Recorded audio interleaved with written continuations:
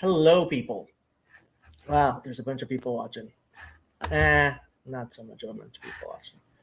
Okay, so I actually spent an hour with Grok.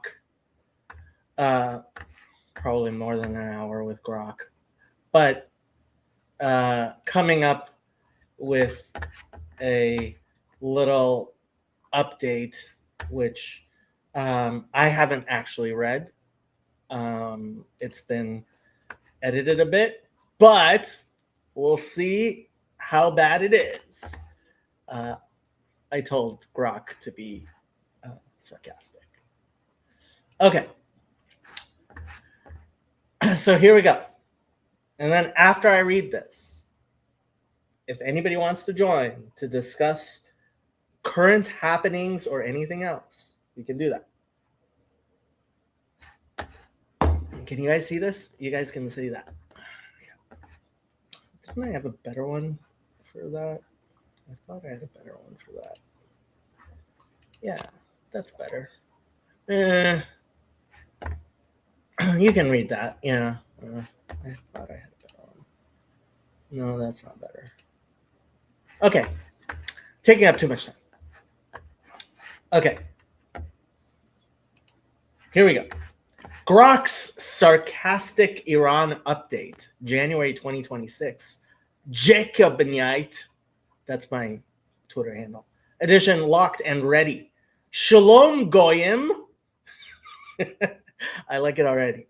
And welcome to another Iran update live stream from your favorite ex-Iranian Jew who somehow still hasn't been canceled. True. Tonight, we're joined, spiritually at least, by Grok, the AI that doesn't care about your feelings. And together, we cooked up this little opening rant. Buckle up. Let's do a lightning round history of Iran, because nothing says fun weekend like recapping 2,500 years of imperial failure and religious cosplay. Ancient Persia, Cyrus the Great, the only Goy the Bible explicitly calls the Messiah of the Lord, frees the Jews, builds an empire, everybody loves him. Peak Iran performance.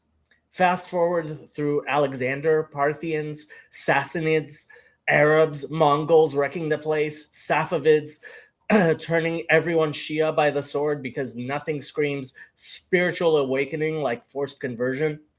Then the Qajars, a dynasty so incompetent they basically turned the country into one giant Tehran Grand Bazaar, clearance sale for Britain and Russia. Enter the Pahlavis. Britain helped install Reza Shah after his 1921 coup, the Cossack brute who says, time to secularize this mess. I don't think that's an actual quote. In 1935, he officially changed the country's name from Persia to Iran. Yes, Iran officially changed its name from Persia in order to curry favor. He took out my little saffron joke. So I had written a saffron joke in order to saffron favor with Hitler.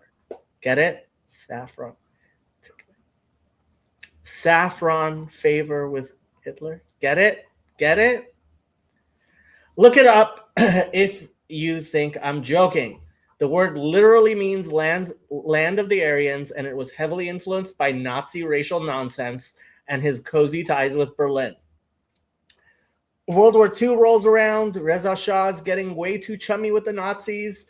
So in 1941, Britain and the Soviets invade, force him to abdicate, exile the old man first to Mauritius. Then, I don't even know where Mauritius is. Then to South Africa, where he dies a few years later, and install his more pliable 21-year-old son, Mohammad Reza, on the throne like he's the new showroom model. The young Shah takes it further. White revolution, land reform, women voting, factories everywhere, mini skirts in Tehran, cats and dogs living together. Grok didn't include that. He was absolutely convinced everyone would kiss his feet for dragging them kicking and screaming into the 20th century. Reality, it turned half the country's lives upside down overnight. Peasants lost traditional rights. Clerics lost their endowments. Bazaris, those are the merchants in the bazaar, got squeezed by state capitalism.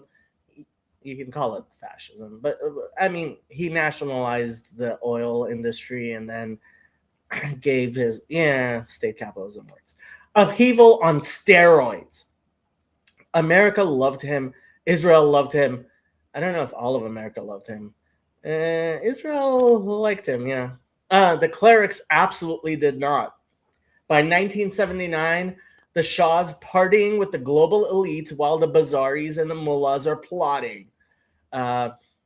Look it up. His coronation ceremony, he literally had air-conditioned tents in the middle of the desert so that people could wear fur coats in a televised feast featuring peacock tongues. I'm not joking about any of this. I might have the details wrong, but I don't think I do. Like, it was ridiculous. Surprise, the mullahs win. And yes, to this day, you can still find old Persian men in Beverly Hills slamming backgammon pieces like it's chess with grudges. It's funny. They do. Yeah. Sighing about how everything was perfect under the Shah, and one day the monarchy will return with Reza Pahlavi as the crown prince in waiting. Spoiler, it won't, but the tea and nostalgia are free. Ayatollah Khomeini, let's call him K1 because Americans can't tell the difference between Khomeini and Khamenei, even though they sound nothing alike. Khomeini, Khamenei, two different words, completely different words. Khomeini, Khamenei, not the same. Lands from Paris in 79, looking like the world's angriest grandpa. I considered telling him to change that joke to something about Santa, because he kind of does look like Santa, but dressed in all black and with coals. While his biggest Western fanboy, your favorite postmodern neo-Marxist gay icon, Michel Foucault, was back in France writing love letters about how this was the ultimate spiritual uprising against modernity. Yes, look it up. The pitch: no more corrupt monarchy, no more Western decadence, pure Islamic justice. Reality: hostage crisis, war with Iraq that kills 1 million, and then, because irony is free, the mass slaughter of thousands of the very Marxists who helped bring K1 to power, plus public executions of dozens of gay men every year, unless, of course, they agree to state-funded transgender surgery, because apparently forcing gender reassignment is more Islamic than just murdering them. Go figure. K1 dies in 89, and here's the plot twist nobody admits. The Constitution originally requires the supreme leader to be a grand Ayatollah everybody actually follows.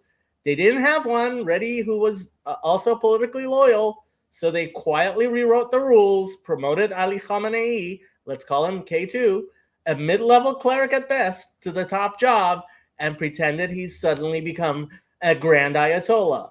Iran basically pulled the religious equivalent of promoting the intern to CEO and declaring him a genius.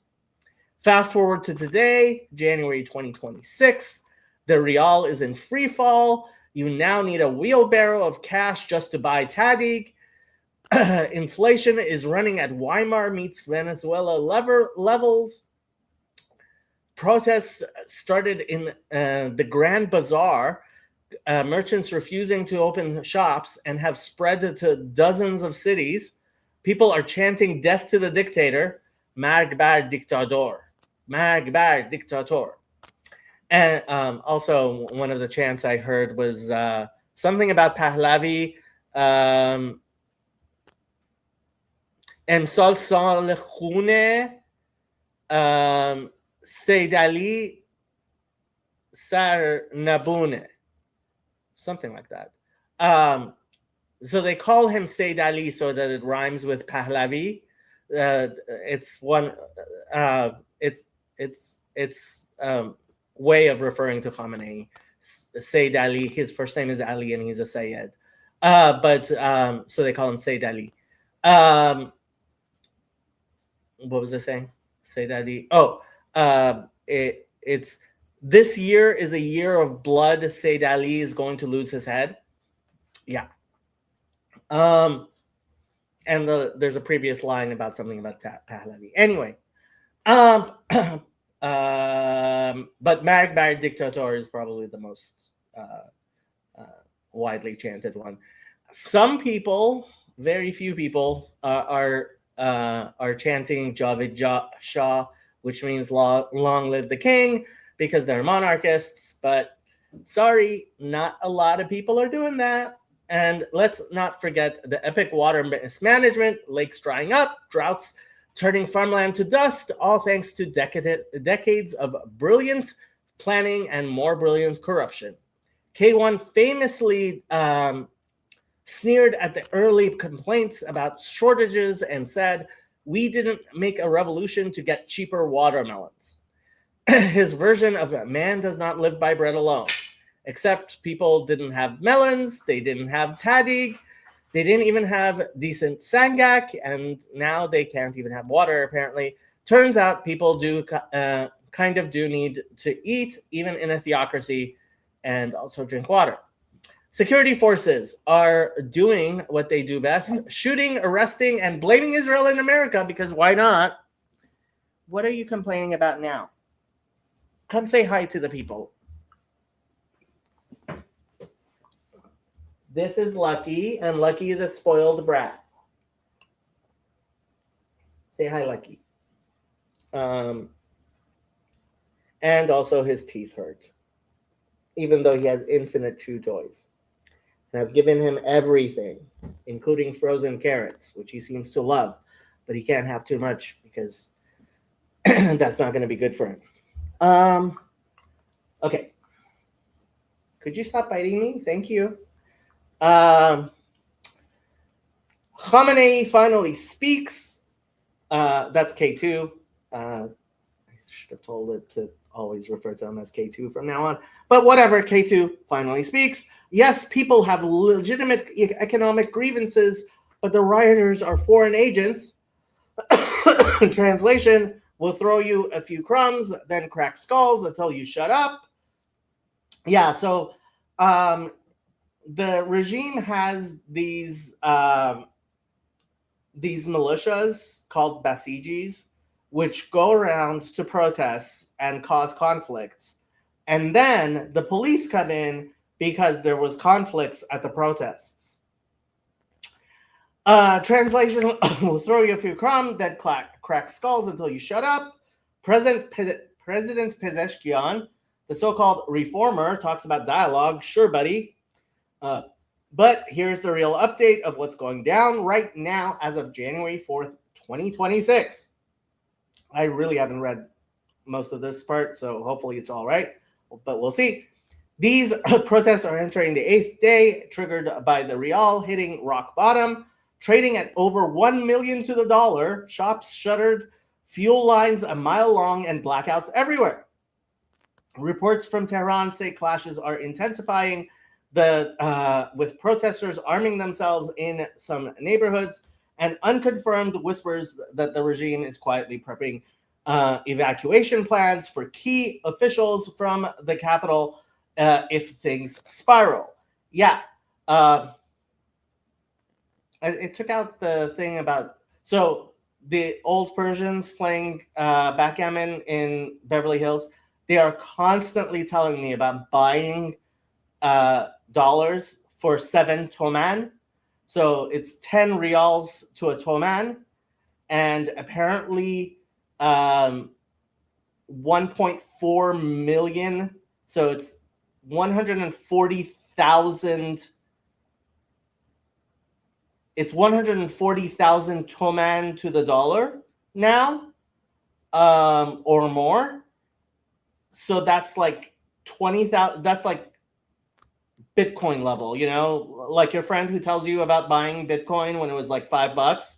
That's like, talk to any old Persian about when the dollar was 7 toman. Anyway, Reports from Tehran say clashes are intensifying, with protesters arming themselves in some neighborhoods, and unconfirmed whispers that the regime is quietly preparing evacuation plans for key officials from the capital if things spiral. Yeah, Tehran itself might need to be cleared out if the crowds overwhelm the IRGC. Casualties are mounting, at least 50 dead so far, hundreds arrested, and funerals turning into flashpoints for more unrest. The regime's blaming Zionist agents, because of course, and cutting internet in hotspots, but videos are still leaking out showing Basij militias firing live rounds. Adding to the humiliation, it was 6 months ago. The 12-day war was 6 months ago, minus 500 DKP, Grok, minus 500 DKP. We just, like, I told him to fix that. I did. But whatever, okay. The so-called 12-day war with Israel, that disastrous exchange where Iran lobbed billions in missiles, yes, billions of dollars in missiles at Tel Aviv, only to watch their air defenses crumble and key military sites get hammered. Netanyahu dropped that smug video afterward, crowing about how Iran's vaunted arsenal fizzled while Israel surgically took out chunks of their expensive nuclear infrastructure. Poof, gone in airstrikes, and the proxy empire crumbling. Hezbollah's leadership decimated, basically leaderless after Nasrallah's assassination back in 24. Their fighters, what? Nasrallah was it? I have told it to fact check this many times over. Like, minus 500 DKP again. Their fighters routed in Lebanon. Now Maduro's out in Venezuela. Iran's oil buddy and anti-US ally toppled in a coup last year.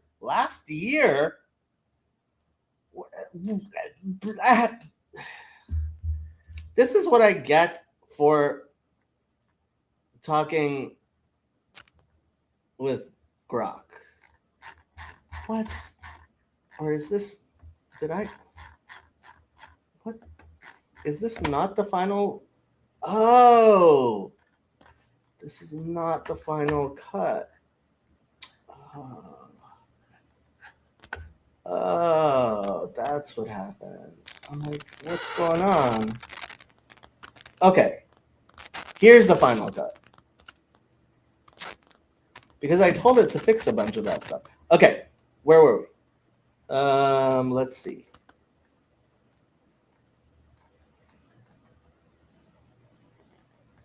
Okay.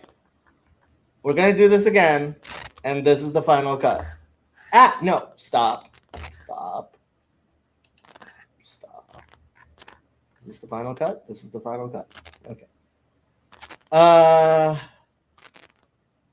were we?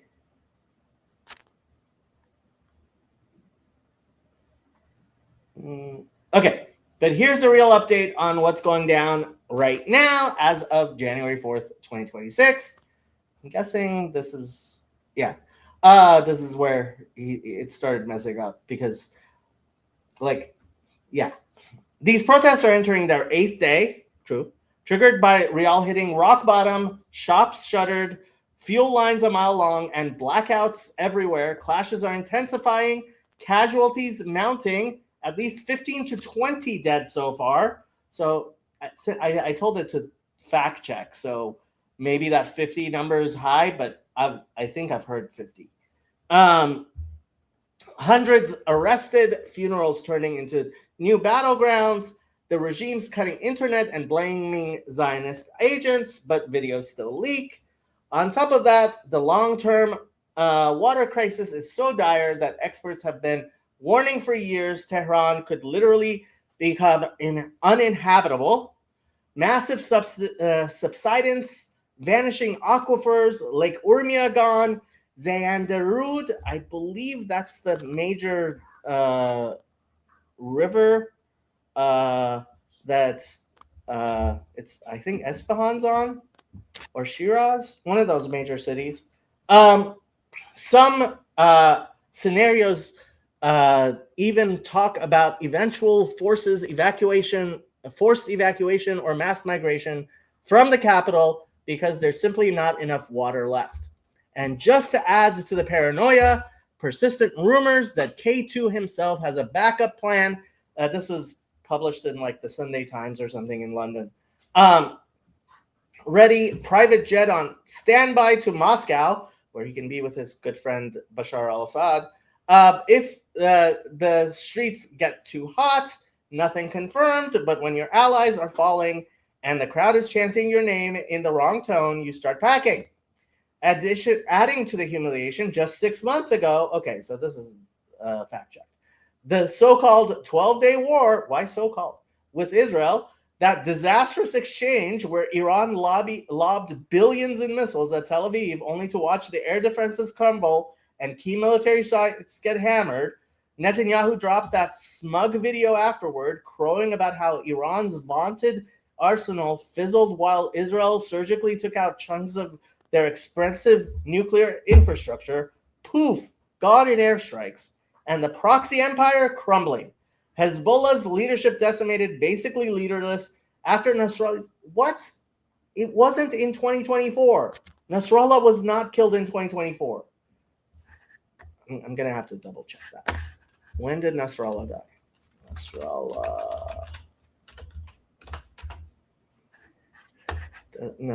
Oh, he did die in 2024. September 2024? Huh. I thought it was more recent than that. Okay. My bad. Their fighters routed in Lebanon. Now Maduro's out in Venezuela. Iran's oil buddy and anti-U.S. ally just captured by U.S. forces this week after his rigged elections finally backfired. I don't know what rigged elections backfiring had to do with any of it. No more cheap gas swaps or ideological fist bumps. The axis of resistance, more like the axis of embarrassment. And Israel, they're quietly popping champagne. Every rial that crashes is one less dollar for Hezbollah rockets. But chaos in Iran also means unpredictability. Nobody knows if the regime collapses, hardens, or lashes out. Trump's already making noises about supporting protesters. If the body count gets spicy,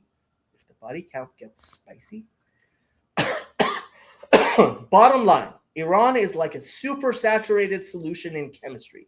That's when a liquid holds way more dissolved stuff than it should, all tense and ready to explode into crystals at the slightest nudge. But it needs that one tiny seed crystal to trigger the whole reaction.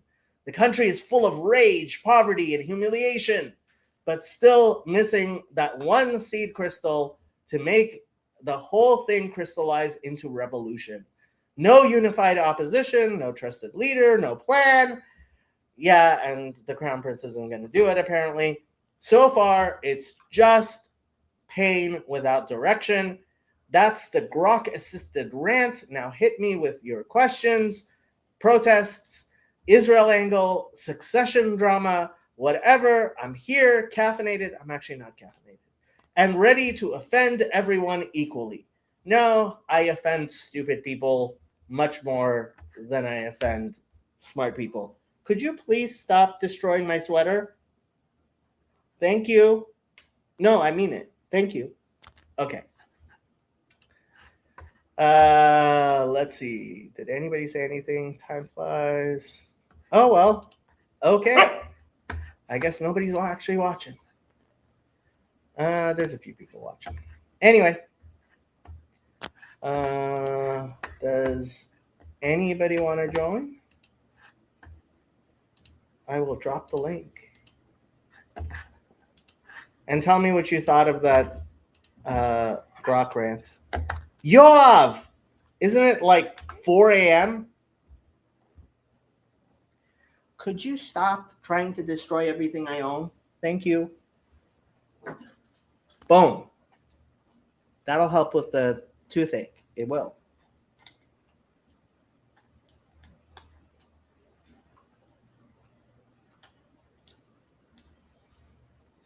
It's 6.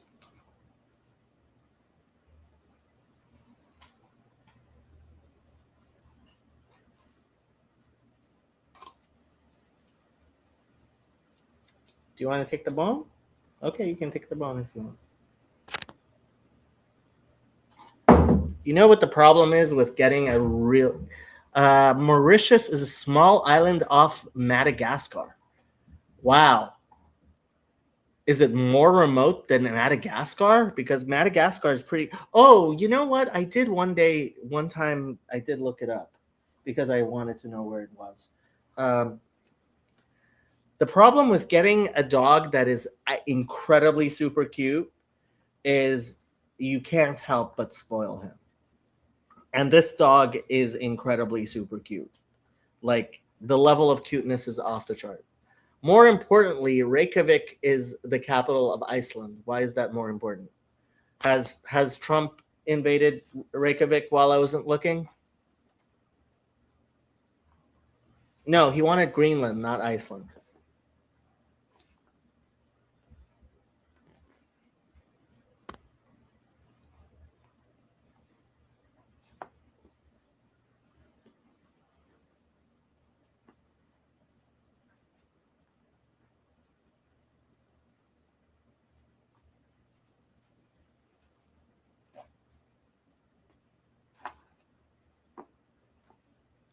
There's a reason I did the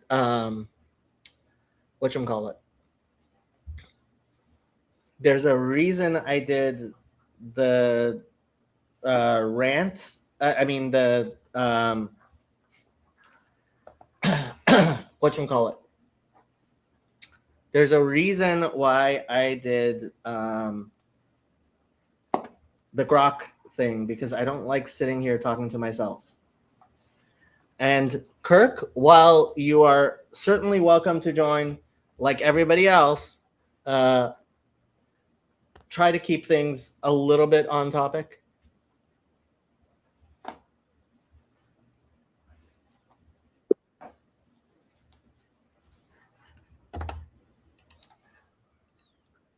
Shalom. Shalom. מה שלומך? It is reasonable time, 6:30. It is But it's a Monday morning. Monday mornings suck. Not if you already started working on Sunday. Monday is already routine. Maybe some light. That might be better. Yeah, so thank you for the survey.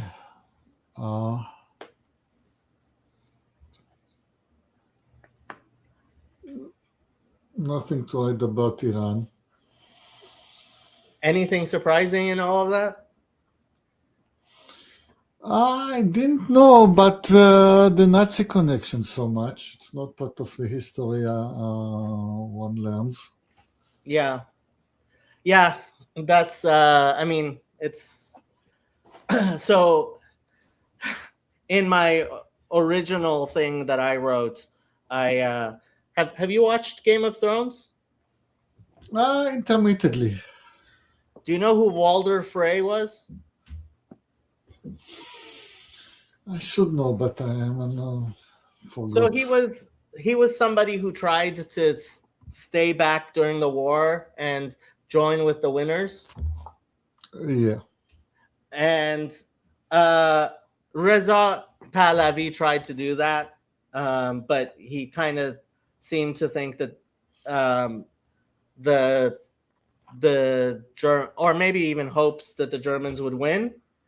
And it was in the 30s that, on advice from the minister to Germany, Iran officially changed its name from Persia. The Persian embassy became the Iranian embassy, and it asked to be called Iran. It's a traditional name, but they wanted to stress the fact they were Aryans. Yep.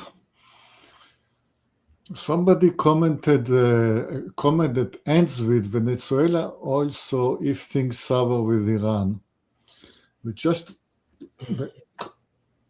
This collection of words reminded me that Venezuela oil is what they call sour oil.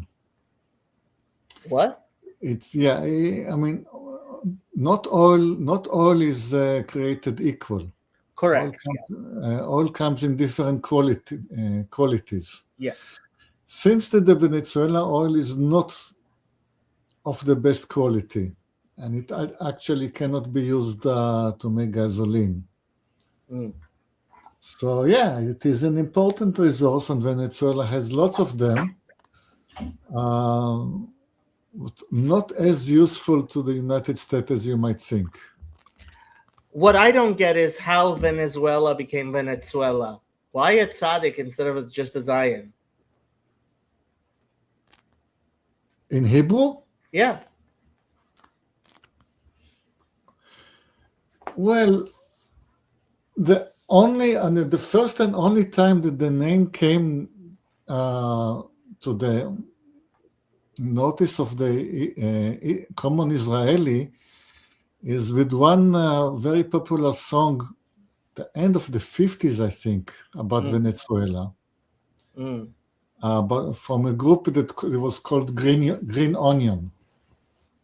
That's the name. That's the way they pronounce it. That the name in the song, and it's the only time anybody ever hears about the country.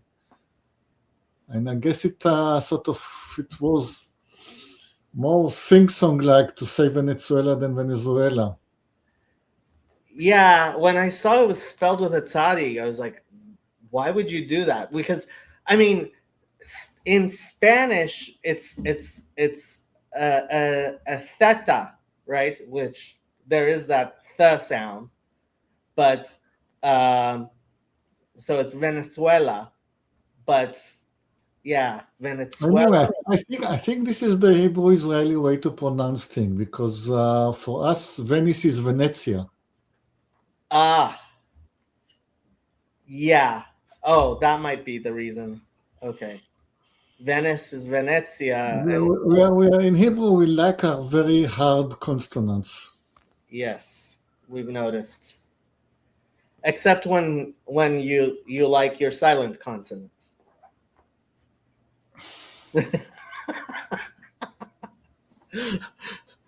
I mean, Hebrew has 2 silent consonants. It's perfect. Well, nowadays they're silent. They didn't need to be silent. Right. Yeah.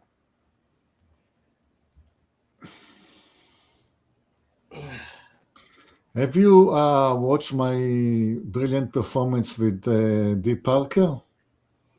I have not. You had a brilliant performance with Mark D. Parker? In my own judgment, yes. I mean, just as the first bombs were falling, he immediately started a stream to denounce American imperialism. And basically to reproach his fellow Christians about voting for Trump. Okay. Definitely not the Christian thing to do. Yeah. He said he would have voted. He voted for that other girl. Yeah. Kamala would have. See, this is the thing. Kamala would have been more of a warmonger, and certainly Hillary Clinton was more of a warmonger. So, like, whatever. Yeah, I tried very gently. You know, my style is a bit different than yours. I was trying as gently as I can to get him to see this point, but there were very warlike people with him that just would not listen. Honestly, I see no point in trying to engage with Mark D. Parker. No, I never saw. I mean, my point is always that there's no point in engaging with anybody because nobody ever changes their opinions. But I think you're a little too skeptical, but I give myself 2 points for a good performance in my own judgment. Did you put the link in the links thing? Oh no. let's not get carried away. Okay. Yeah, I haven't been following Mark D. Parker. There was some gems, like at some point he expressed a wish to return to the rule-based order. Okay. And later he spoke about the return to the rule of law. So I guess this is what he meant.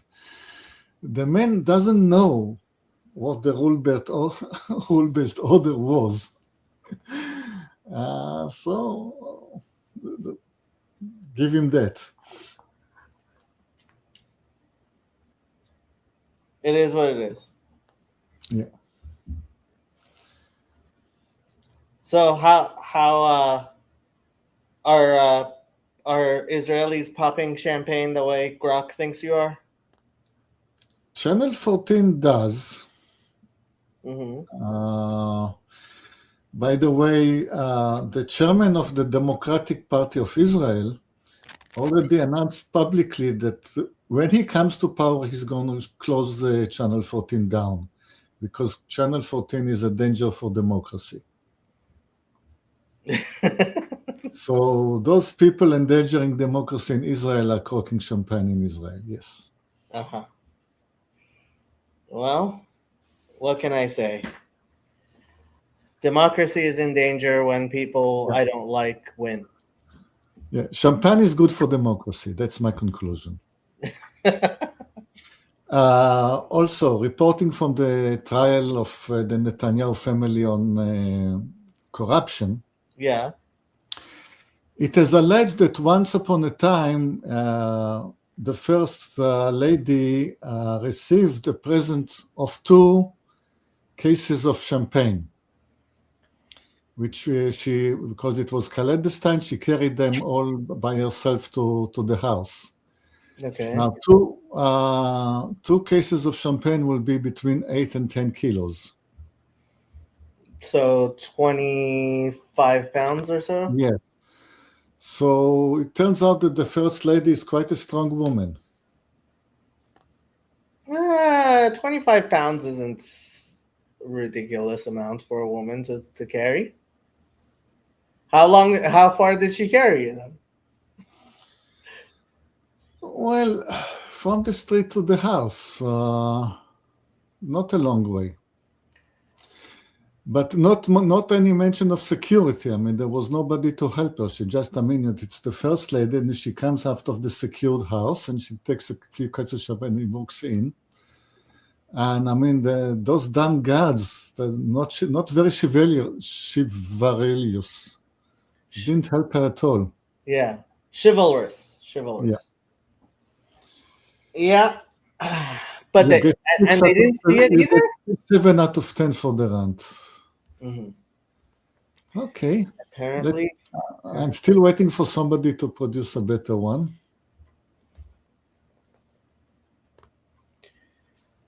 Yeah. You look like you just got out of bed. I haven't, strictly speaking, got out of bed. This is my bed. This is my bedroom. Always has been.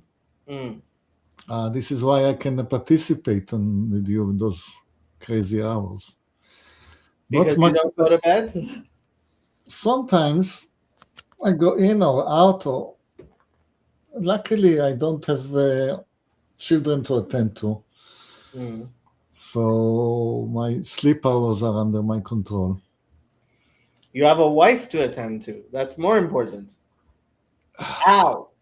The wife is of Protestant work ethics.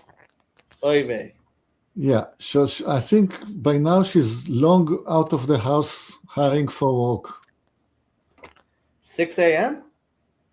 Yeah, because work needs to be done. Okay. If she won't be there doing the work, who will? Okay. Well, if I may ask, what does your wife do? She saves lives. We have this cancer, the Society for the Battle Against Cancer. Okay. And she, how would you call it? She's a data scientist or information scientist, or Okay. the job is, if you get cancer and you're all confused and you don't know what to do and which doctor to appeal to, and how to fight the insurance for the money.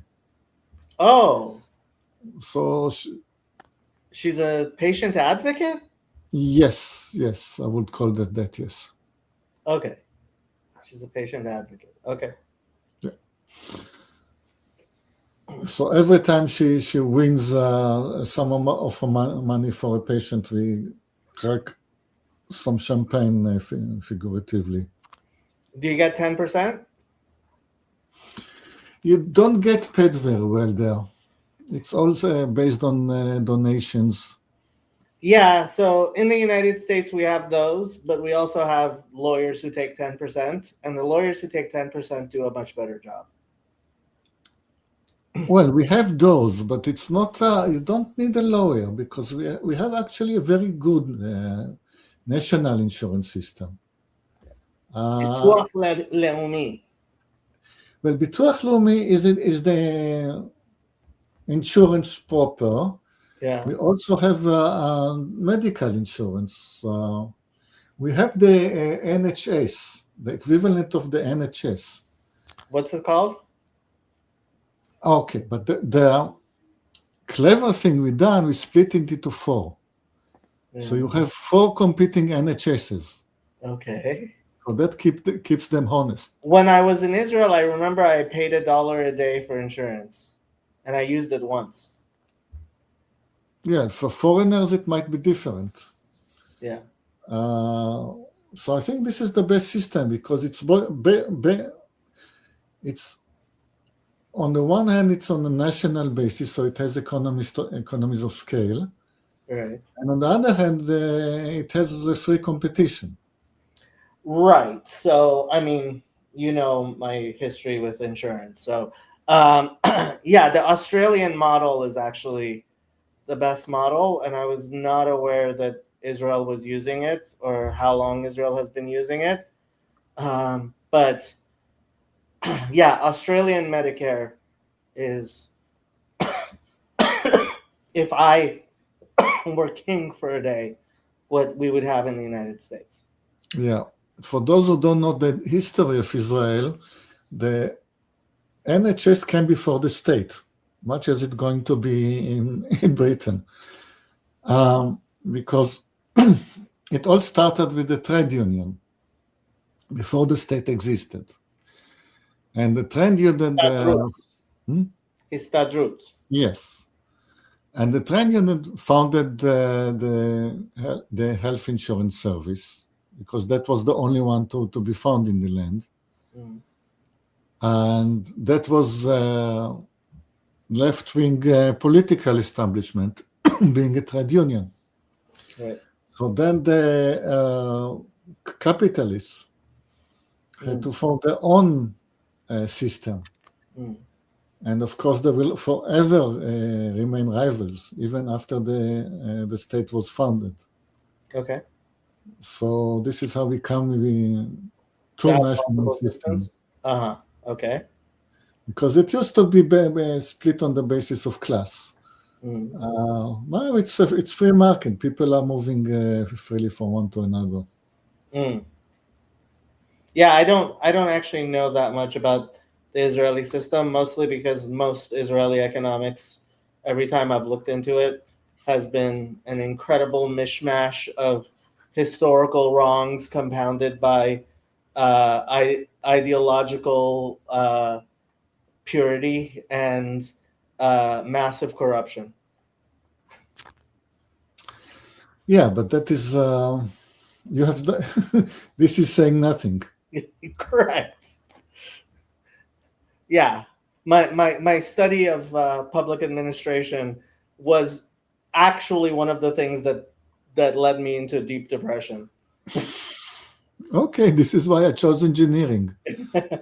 There's nothing that will hurt your morality watching a machine break down. Yeah. Seeing how intractable the stupidity was very depressing.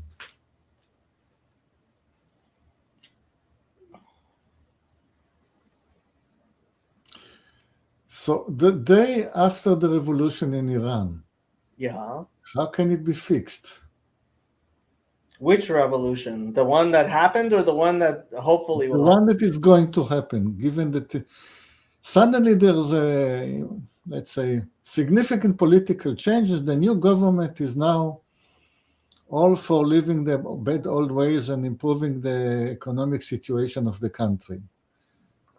So this is How why can it be fixed? there isn't a seed crystal in the supersaturated solution. Because unfortunately, nobody has even a viable idea of what could replace what exists now. And I could describe fantastic things, but there's nothing that's even remotely. Everybody hates the current system. A vast majority of the people hate the current system. But unless there's something that people can unify around that's better than the current system, at least Iran is civilized enough not to jump from the frying pan into the fire.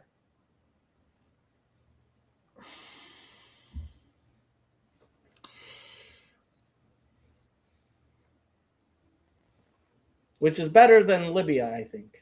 Well, maybe not from where you're still sitting. Like, if Iran fell into anarchy, maybe it would be better. But from where most of the Persians are sitting, what exists now is... Yeah. The ideal situation is to go back to the 70s when Israeli construction companies was helping to build Iran, to build bridges and water and lay water pipes. That is the ideal situation, because construction companies are now tending to be Chinese. What you need to do is to bring to the country a lot of Chinese construction companies. Mm-hmm. There's any number of them, and they're quite good. And it's your only challenge. It's not easy, but your only challenge is to do it without corruption. And then the Chinese will build your country extremely quickly for oil. Well, Andrew is Chinese and he works in construction, so there you go. And he's not corrupt, so we have a first step. Yep. Go fix Iran. Give me $100,000 and I'll do it. $100,000? Where am I going to get $100,000?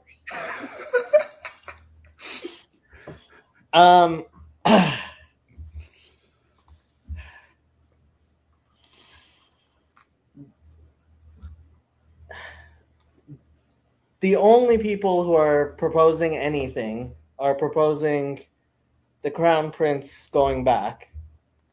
And the vast majority of people don't see any reason to go back to a monarchy.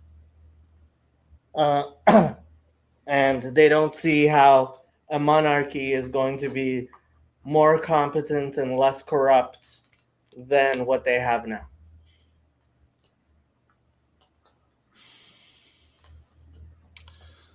Okay, I will leave the stage at the moment to get my morning routine started, but I'm still in.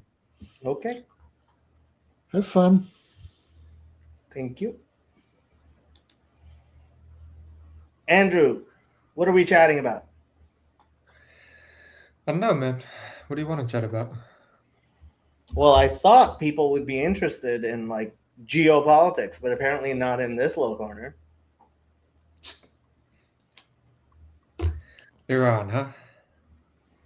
Yep. Do you think the U.S. is going to get entangled again? Nope. Perfect. I mean, have you noticed we're going from 2-hour war to 2-hour war? These are the shortest wars anyone's ever had. Of all the wars we could have, I think these are the best. Short wars, yes. Short wars that we win. Yes.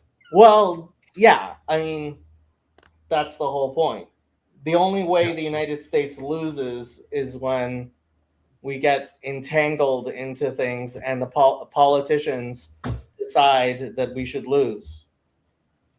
Yep.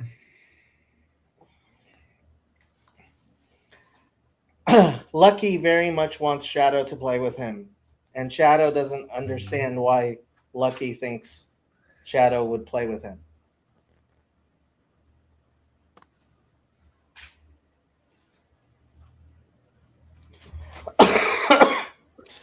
Dun, dun, dun. Stop torturing Shadow.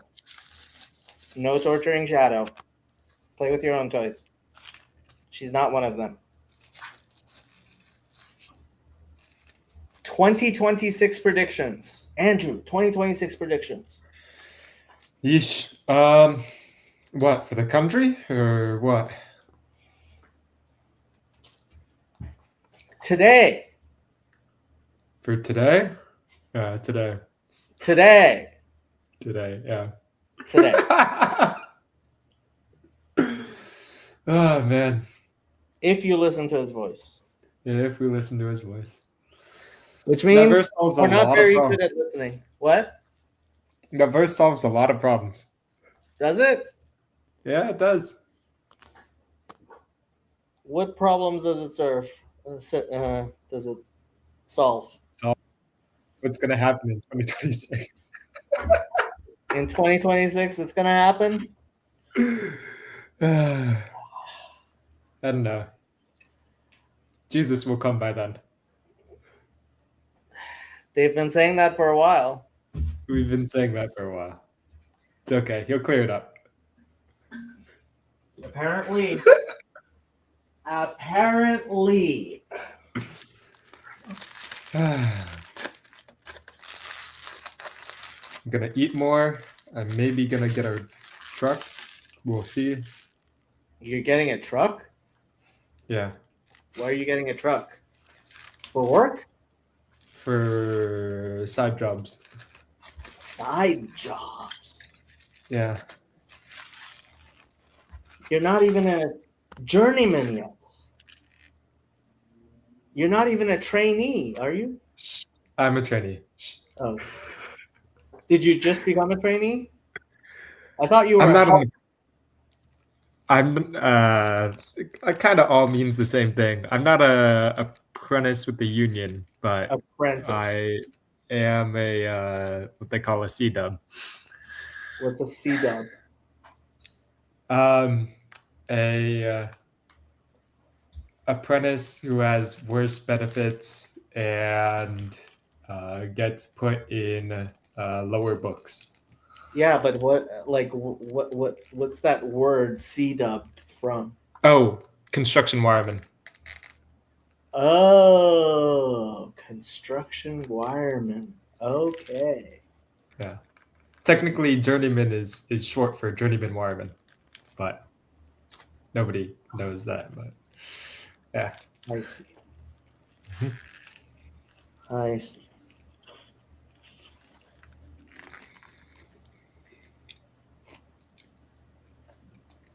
How about you, man? What's happening in 2026?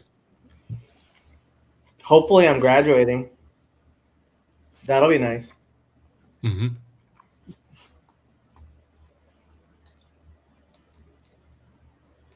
Other than that, I don't really have a lot of plans. I'm still thinking about going to Israel in July, but I haven't bought my tickets yet. Is that for the what's that Noahide conference? No, it's for my cousin's bat mitzvah. Okay, all right. What?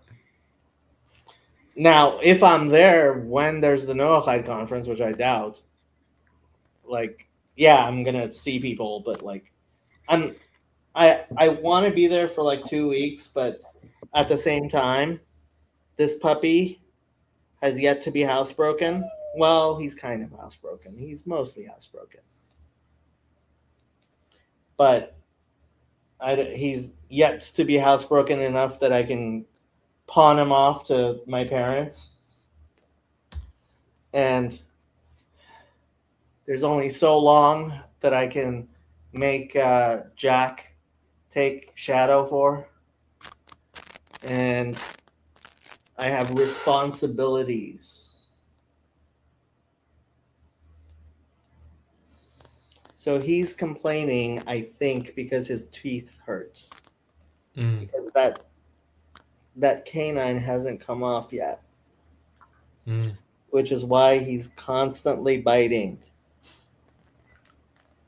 Are sorry. kids like that? What? Are kids like that? Do they complain when like their teeth when they're teething and their teeth hurts? Yeah. Man. Yeah, that's why you get the pacifiers you put in the freezer. Huh. You've never bought a gel pacifier to put in the freezer? Nope, nothing like that.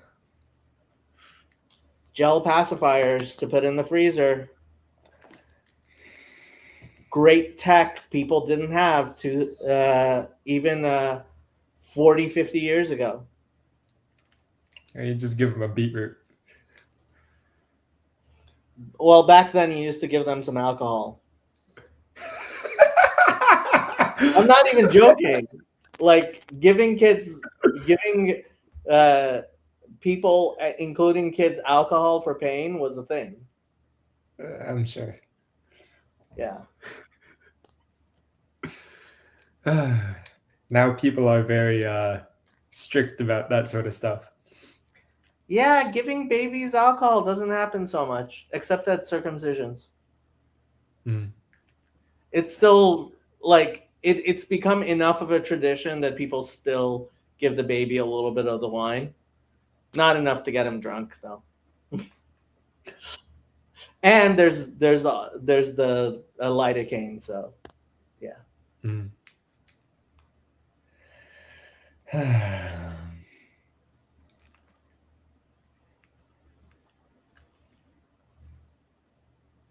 I think somebody's tired enough that he's sleeping despite the pain. Oh, he heard that. Speak of the devil. We went to the park today. Oh, yeah? Yep.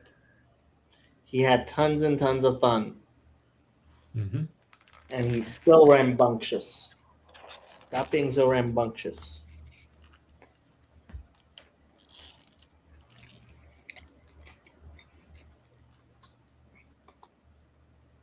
What do you want to talk about? Nothing much. How's Jack? Jack is good. Jack is good. Trey is good. Yeah, were you working this week or where were you? We didn't see you. Not too much. I finally seriously pared down my to-do list. And now I only have far off aspirations. Far off aspirations. Okay. So you already have a girlfriend, so you don't have to ask any girls out.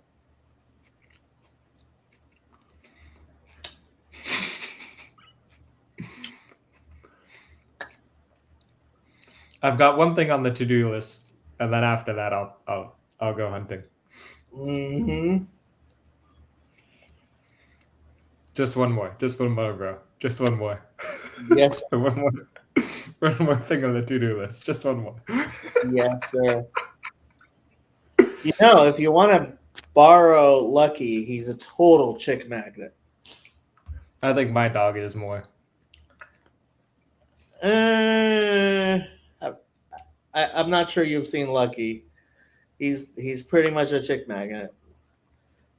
I was walking down the boardwalk with Trey, and this woman almost insisted on giving me her phone number.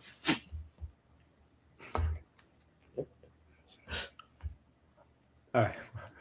Can't argue with that, huh? Max would be furious. Furious. Yeah.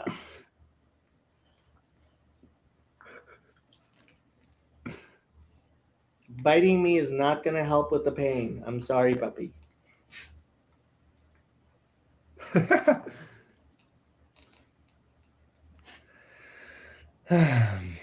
think I'm going to give him another ice cube. Bless you. Bless you. You want an ice cube? We can give you an ice cube. Okay, I am going to get the puppy an ice cube. I will be back. Mm-hmm. Don't do anything I would do. If you say so.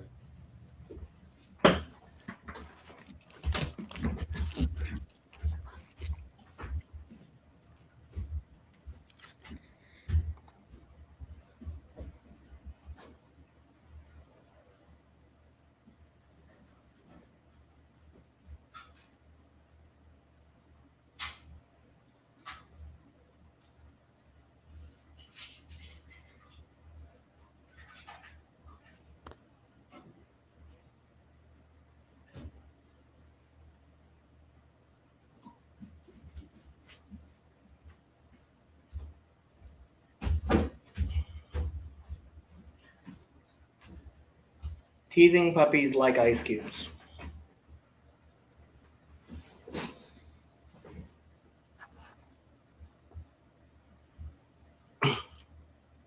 Trick you did not know about.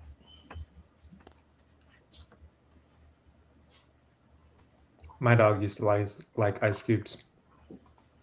Doesn't anymore? Nah, not really. She's too spoiled.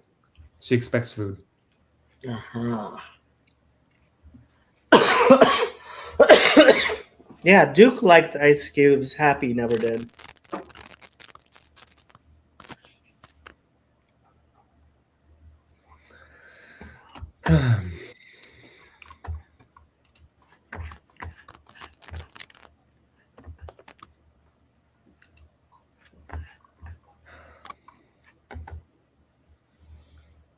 Why a bunch of people are sitting there watching us, I have no idea. Because we're like wholesome, man. We are Yeah. wholesome. They put the people cry in there in the chat.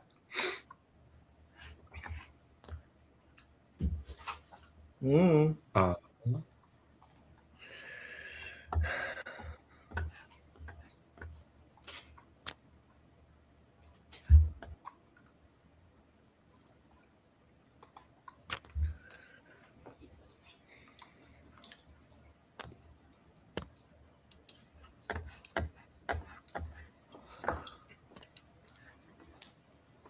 I'm about to take a solar class. God help me. Solar electricity? Yeah.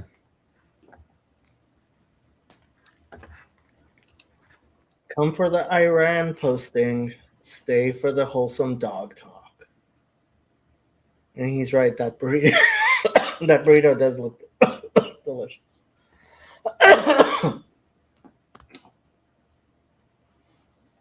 This cough won't go away. You got lozenges? Yes, a bunch.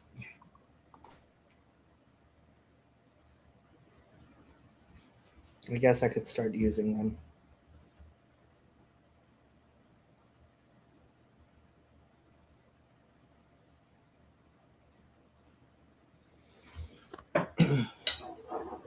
There's one right there if I can reach it. Jacob, did you get the super flu? Quite possibly. When you work in a locked ward, you generally get the worst of all things.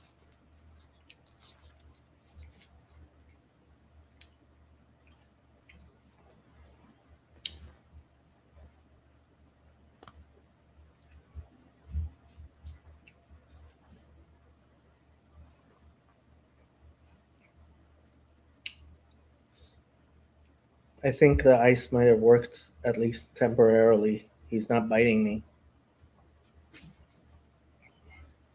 Did the tooth fall? Nope, it's still there. It'll fall eventually, puppy. Bite on the bone.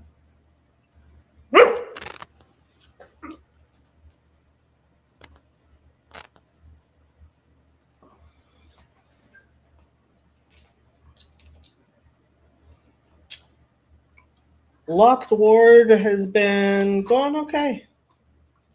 It's going okay. Yeah. It's been interesting.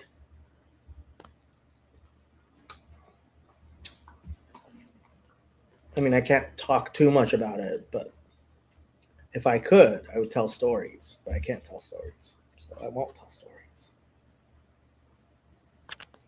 But it's interesting seeing where society is breaking down. A bed in a locked ward costs something like $1,000 a night. So, like, large amounts of money are being spent keeping people in a locked ward who, you know, otherwise would never be, like, they would never receive that level of care. So, like, imagine somebody has been in the locked ward for a year or two, you know,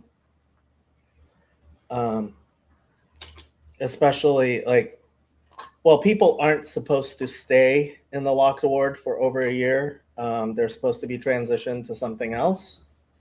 But yeah, we have people who've been there for close to a year now. And that's very, very expensive.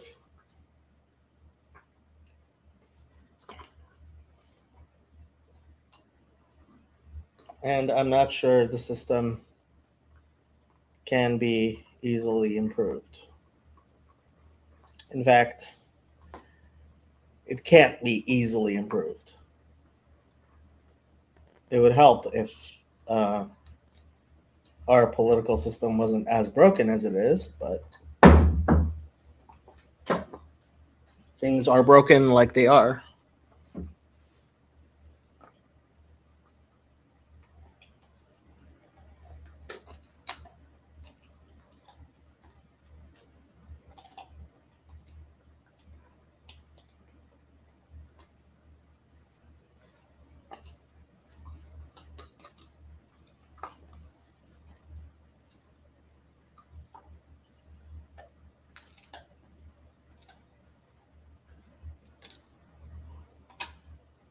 I think I've been able to help some people. Some people, I mean, honestly, I don't know if we have any way of actually helping them. But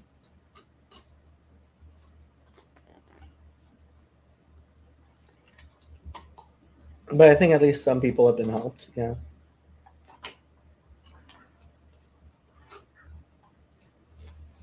The good thing has been that in practice, the woke stupidity isn't actually penetrating into real life as much as I had thought it might be.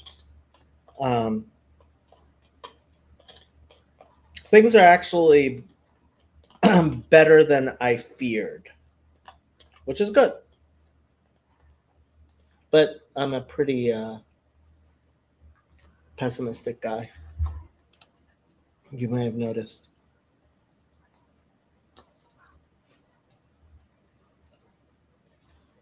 Why do you think we're friends? Because I'm pessimistic? Yeah. Huh.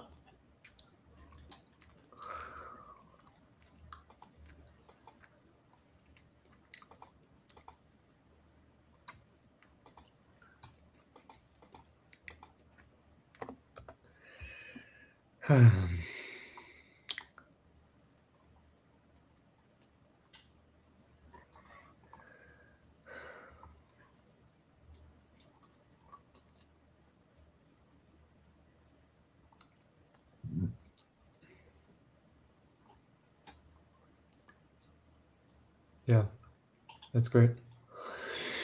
That's great. All right. Yoav has something for us to watch. Dun dun dun.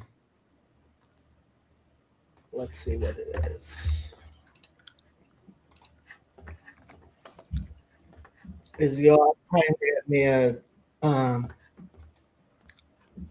a copyright strike again? No, it's in the funny language with all the squiggles. Oh, this is the song Venezuela. Well, let's see if we get copyright strikes again. Um,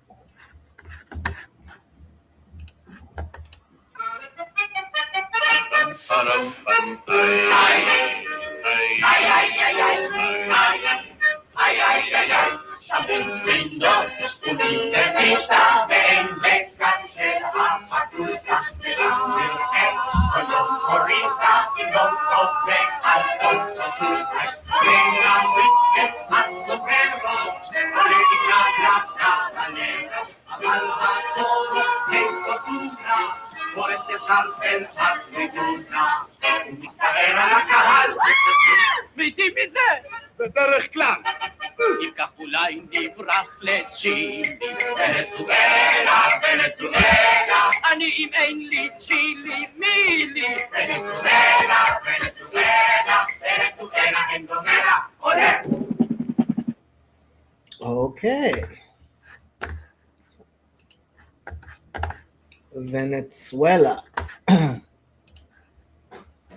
And the name of the band was Green Onion. Batzali Rock, if I read it correctly. Maybe. It's modern Hebrew. So might have been in green shade. Betzel Yarok? I think it was Batzal Yarok.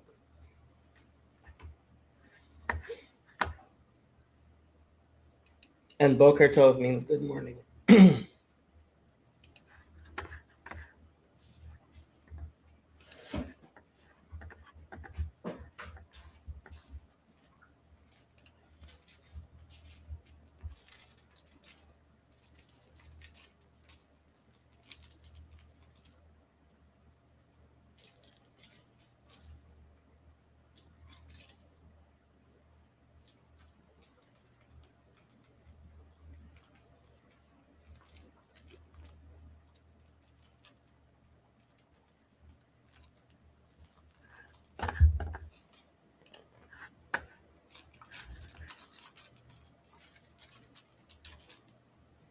I think Don enjoyed the music.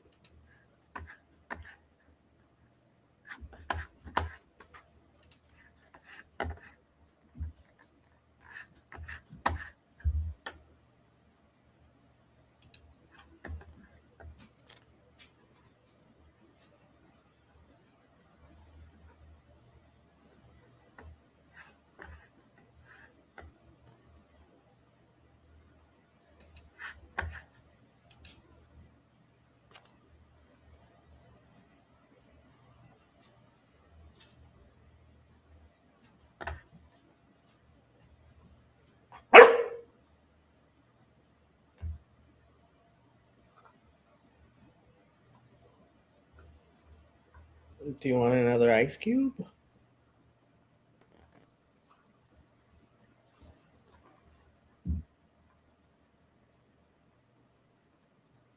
I don't know how many ice cubes I can give you.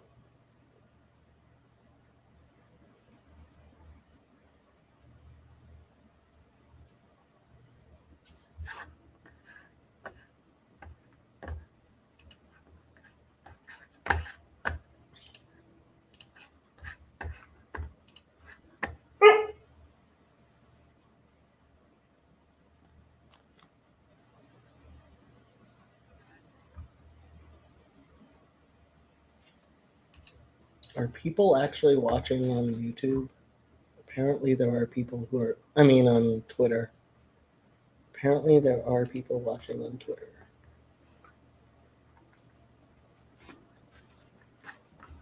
Or at least there were.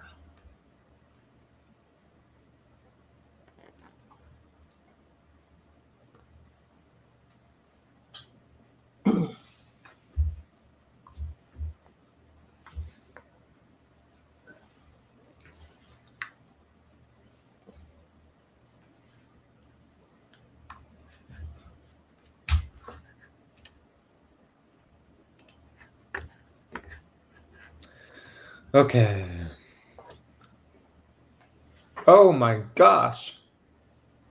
What? We have the church has us going through the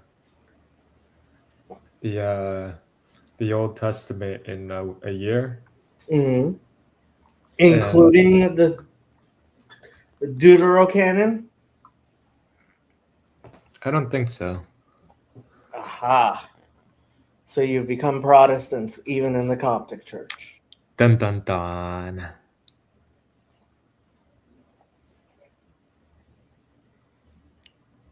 No Jubilees? No Jubilees. Well, it's not in our canon anyway. Tell the Ethiopians that. Yeah, it's in their canon. Racist.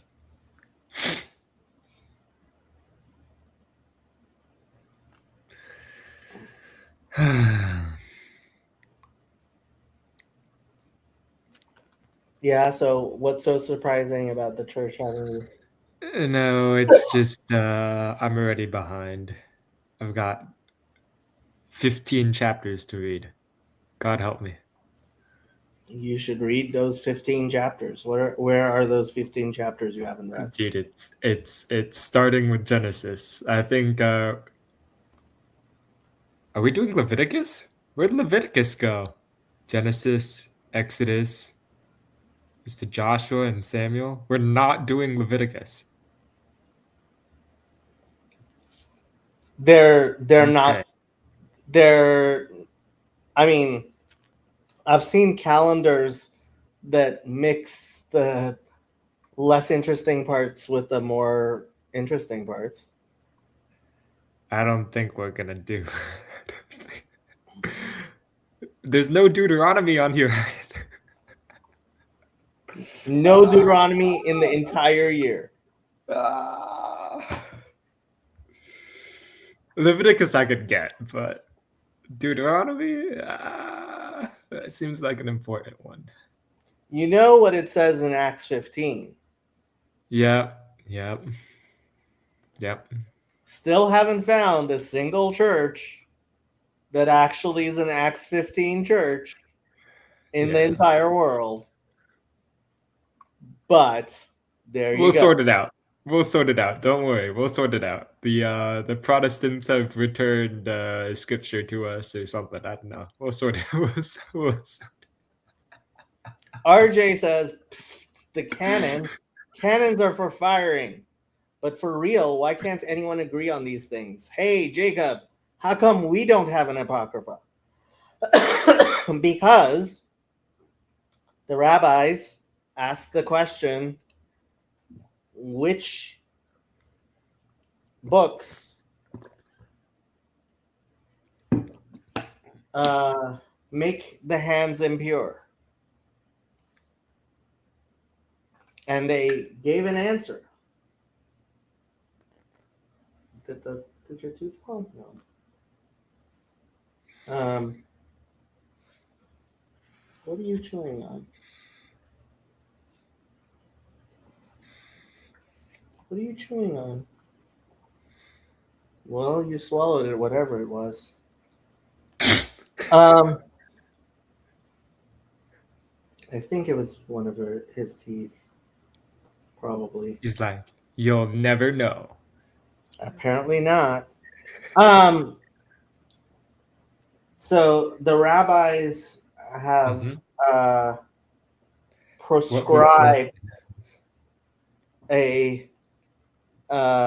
that certain scrolls, if you touch them with your bare hands, they cause ritual impurity, so that people would not touch them with their bare hands.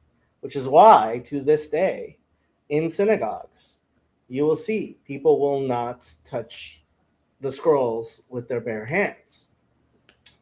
And those things which have scrolls, which this rabbinic injunction applies to, is what is considered the Jewish canon. The 24 books of the Jewish Bible, which of course includes the 5 books of Moses, and 19 other books. So we can read them if they're on a computer, or is that not exactly kosher? You can read them. So the Vilna Gaon was of the opinion that you have to read the Haftarah from a scroll. You can read the general practice is that we only read the Torah portion from a kosher scroll. And the Haftarah you can read from anything. Just as long as you read it, you're not allowed to recite it by heart.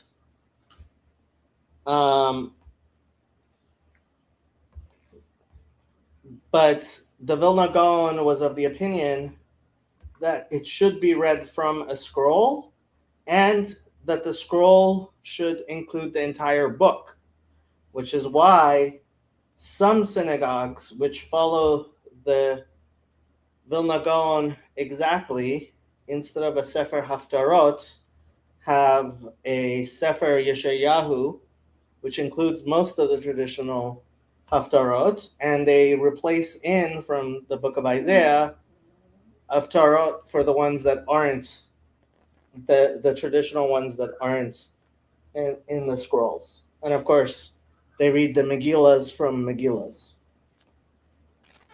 because Megillas should be read from Megillas. But most people, a Sefer Haftarot is usually printed. So for many synagogues have a Sefer Haftarot. You can buy a printed Sefer Haftarot for much cheaper than getting a full actual kosher written scroll. But you can also get kosher written scrolls, and there are people who have full sets of scrolls so that they can read the traditional. I mean, if you're a very, very wealthy synagogue with lots and lots of money, sure, you can have scrolls. You can have the entire 24 on kosher scrolls. It's possible, Andrew, when you become a billionaire, you're all set for buying kosher scrolls for all of your Old Testament needs. Yeah, when you give me $1 billion, then I can buy all the kosher Old Testament scrolls that I need. Exactly. And rebuild Iran. And rebuild Iran. Yep. It'll be great. It will be. RJ was being facetious. Yes, and all the things I said were true. Because everything I say is always true. Right, Lucky? Yeah? They have us reading Song of Solomon. Mm-hmm. They don't have us reading Jeremiah. Well, Jeremiah is kind of harsh reading, you know? And Song of Solomon is... It's certainly not harsh. I had a Christian ask me if Song of Solomon gets read in synagogues. and I mentioned that actually the synagogues, the rites that I go to, a lot of them will recite the entirety of Song of Songs every Friday night, um, between the afternoon and evening service. And he's like, with women and children there? I was like, yes, with women and children there. And now that people speak Hebrew, they can actually even understand what it says.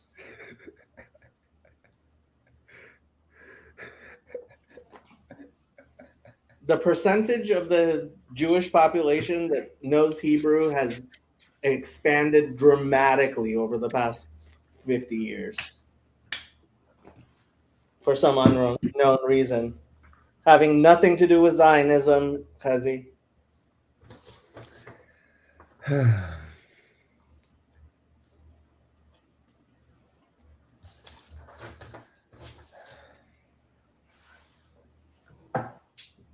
Okay. All right.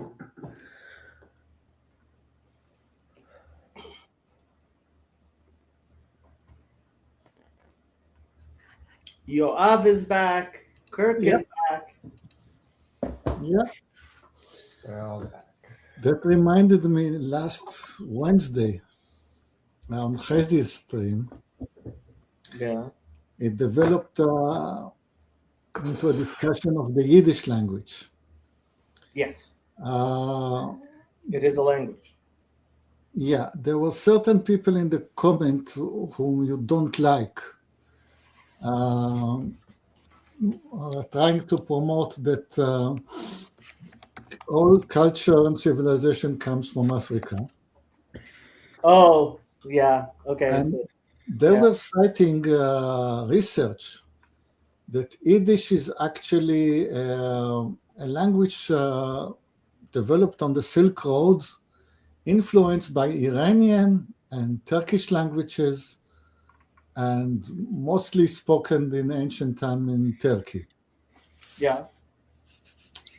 And I cannot refute those learned articles they were quoting, except that my mother speaks Yiddish, and as her parents did. And she also, for many years, had a Turkish boyfriend, and they spent a lot of time in Turkey. And she can attest firsthand that Yiddish has no relationship whatsoever to Turkish or any Turkish language. So the amount of incorrect information that people can derive from scientific articles is infinite. This is true. I once read, either I threatened to read or I did read some portion of Not Out of Africa on a stream, which is a book which refutes some of what passes as scientific knowledge in Africana studies departments in United States universities.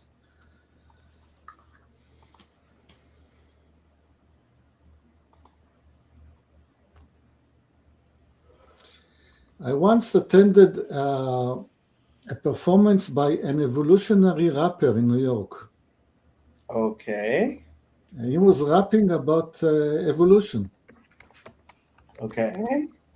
And he had a song called We Are All Africans. And he was arguing that since then current theory was that we all emerged from Africa, then it means we are all Africans and we should all be brothers. Okay. I'm perfectly willing to entertain the thought that we should all be brothers. Yeah. But then, of course, there was question time. A rapper should not have question time. But there was question time. Well, evolutionary rappers. Yeah. Yes. So, and I was in the crowd. Okay. So, Talmudic me said, well, if we are all brothers being out of Africa, so what makes us brothers is the fact that we are out of Africa. Doesn't that mean that the people that remained in Africa are not our brothers? They're the brothers we left behind.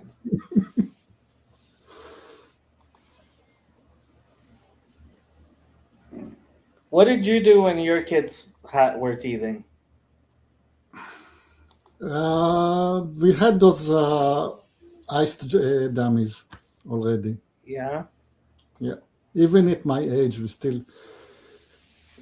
I was lucky to be the first generation of ice dummies. Mm. And now I have a grandchild who's teething, but he's doing it. It's very easy with him. Mm. Yeah, I've had one puppy teething before, and she didn't have as much trouble as he is. But he has a double canine right there, which I can tell that canine needs to fall. It fell on the other side, but it hasn't fallen on this side, and it's bothering him. Yeah. Leviticus, Numbers, Deuteronomy, Kings, Chronicles, Isaiah, Jeremiah, Lamentations, and Ezekiel. Those are the ones you're not reading? Those are the ones we're not reading. Not reading Isaiah? Yeah, I'm surprised about that. Isaiah is long, though. But It I is. mean, you're reading Job, but not Isaiah? Well, why not read Kings and Chronicles? They are the fun part. I mean, you It's can a bit read long. Kings or Chronicles and pretty much get the story. I think if you read one, you might as well read both side by side. I guess. I still don't understand whether Panda Person 2024 read Genesis or not. Because once he told me that he did, but sometimes he asks questions as if he didn't. So I'm not clear on that point. Who? Panda Person 2024. Kirk? I don't know. I see I see a Panda Person in Yeah, Panda Person 2024 is Kirk. Yeah. I'm pretty sure he's read Genesis. Yeah, one would assume so, yeah. But at one point he asked me questions if he didn't, so I got very confused. Mm.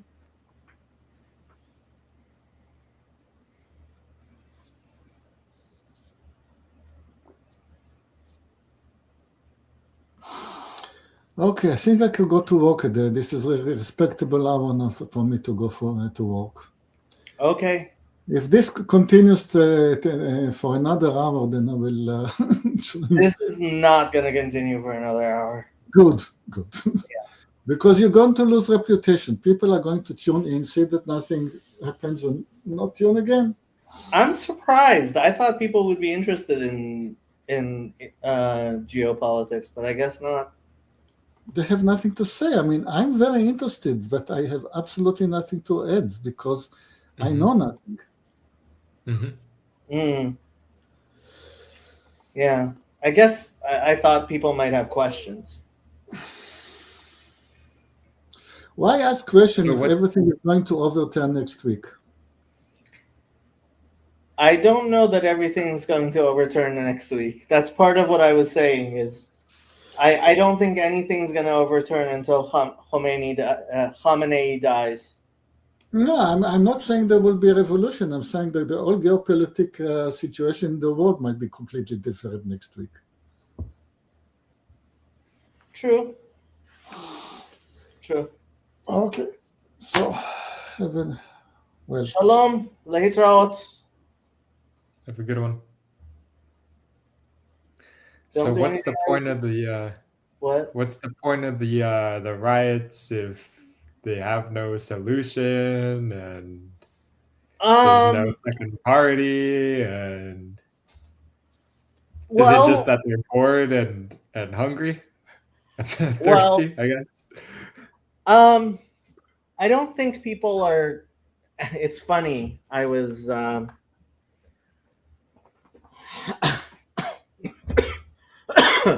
was listening to. There's a television station out of London that is basically that's basically whatchamacallit. Calm down. That's basically my brain will start working. A regime propaganda for the Islamic regime. And so they have to spin the riots somehow. And he was saying, well, these are not riots of people who are hungry. These are riots of people who are upset about not being as rich as they were because they have to raise their prices. It's the market stall people who are closing the bazaars because of the crash of the real, right? Because like they're like, if the currency is worthless, we're not going to open our stores, right? And so his whole thing was, yeah, this is the bourgeois counter-revolutionaries. And he thought the real answer was, and I quote, to kill 3,000 people. Yes, that was the quote.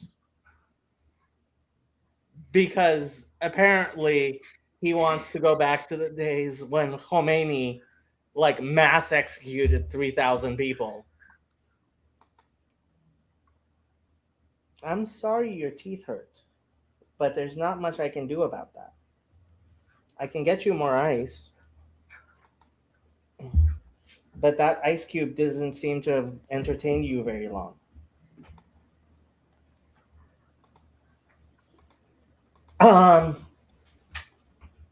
So thanks for repeating regime propaganda, Andrew. Look, people are upset that like they live in a country that's falling apart. And yeah, they're also upset that things like $1 billion was spent on throwing missiles at Israel, and like they're under sanctions for a stupid nuclear program that isn't doing them any good. So they're upset, but like, okay, you're upset. What do you want to do about it? And nobody has any idea what to do about it. You can bark at me all you want. Your teeth are still going to hurt.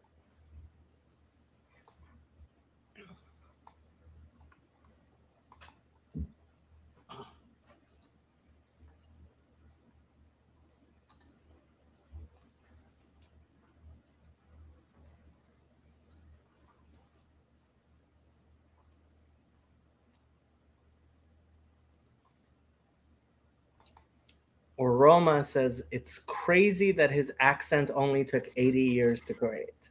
Well, actually, his accent required more than 80 years because modern Hebrew started being spoken closer to over 100 years ago.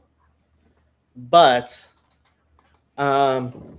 yeah, second generation Israelis, people who grew up speaking Hebrew, like Hebrew is actually changing really, really fast, really, really quickly. People have started naturally distinguishing between their chafs and their chets.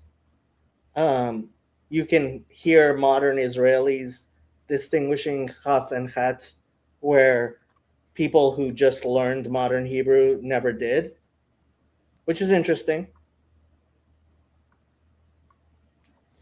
And to some extent, people will have naturally started distinguishing between ayin and aleph, which is interesting.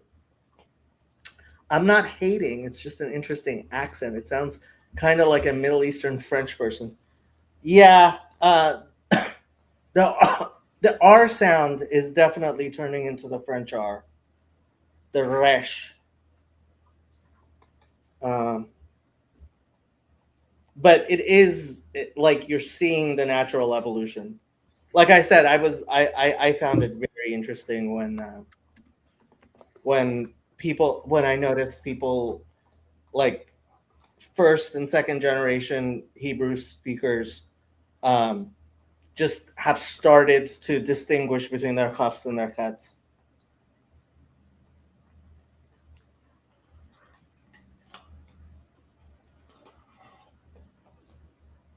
I think that might be the Sephardic influence, though, because people are not distinguishing between their tets and their tufs, which would be also useful.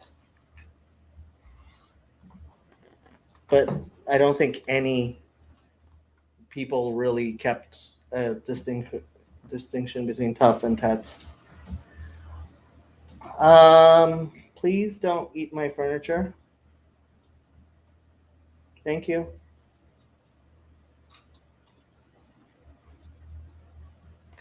Semitic languages often sound more alike when speaking English. We don't have a sort of chet sound.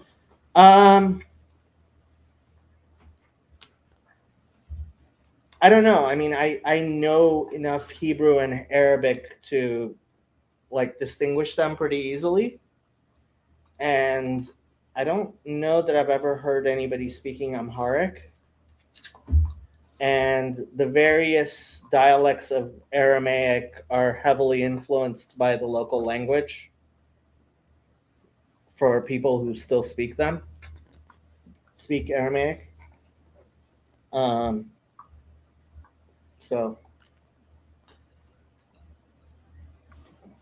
But I don't think an Arab speaking English has a similar thing. Yeah, and Arabic is very localized too. Yeah. But weirdly enough, I think Aramaic might be more localized than Arabic, although I don't know that it is. And then there's Chinese.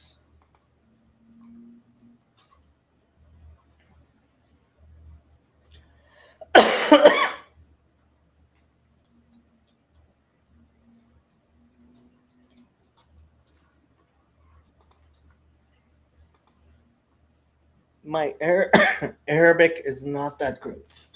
And obviously, to the extent that I know Arabic, it's a standard Quranic, probably you would say Saudi Arabic.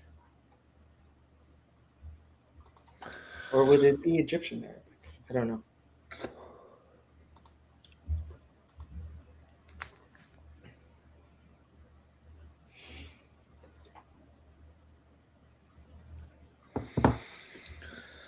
Ah, man. There's always something to do. Always something.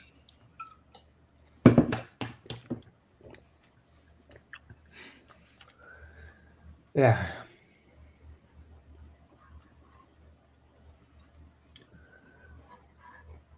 Always something. Okay.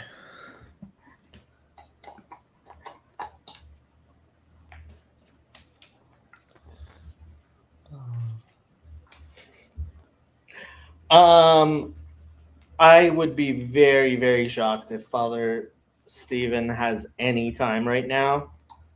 We are in the middle of Eastern Orthodox Advent. Like, yeah. When is Eastern Orthodox Christmas? Like tomorrow or the day after or something? Tuesday. Yeah, so the day after. So, yeah, maybe the day after Christmas.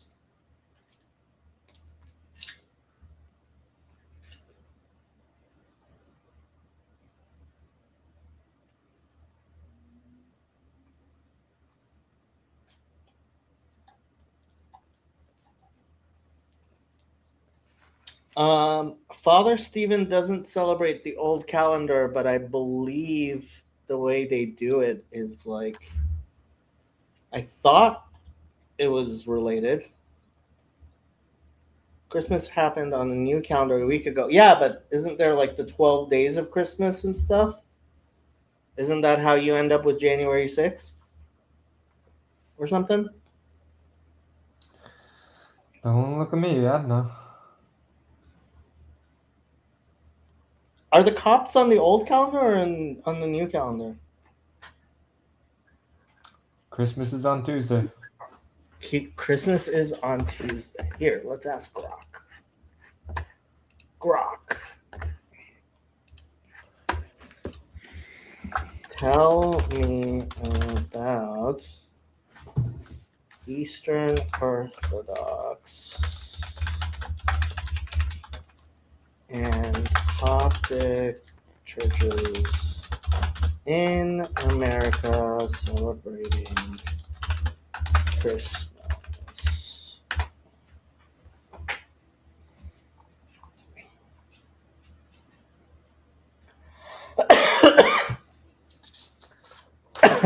Eastern Orthodox churches in the United States have diverse traditions for celebrating Christmas due to differences in liturgical calendars.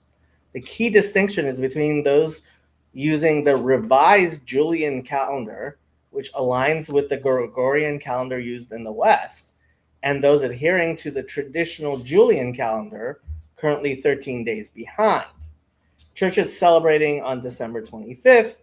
This includes major jurisdictions like the Greek Orthodox Archdiocese of America, Antiochian Orthodox Christian Archdiocese, that's Father Stevens. Hey, Kirk. Hey. Oh, I forgot to put Grok on the screen. You guys don't need to read Grok. These and the Orthodox Church in America, these follow the revised Julian calendar for fixed feasts like Christmas, so they observe the nativity of Christ on December 25th, just like Roman Catholics and Protestant churches. Celebrations involve divine liturgy, festive hymns, family gatherings, and traditional foods, with an emphasis on the 12 days of Christmas leading to Theophany, Epiphany, on January 6th. See? Churches celebrating on January 7th, this includes Russian Orthodox, especially Rokor and some Moscow Patriarchate parishes, Serbian Orthodox, and some Ukrainian or other Slavic tradition parishes that stick to the old Julian calendar. For them, December 25th on the Julian calendar falls on January 7th, Gregorian.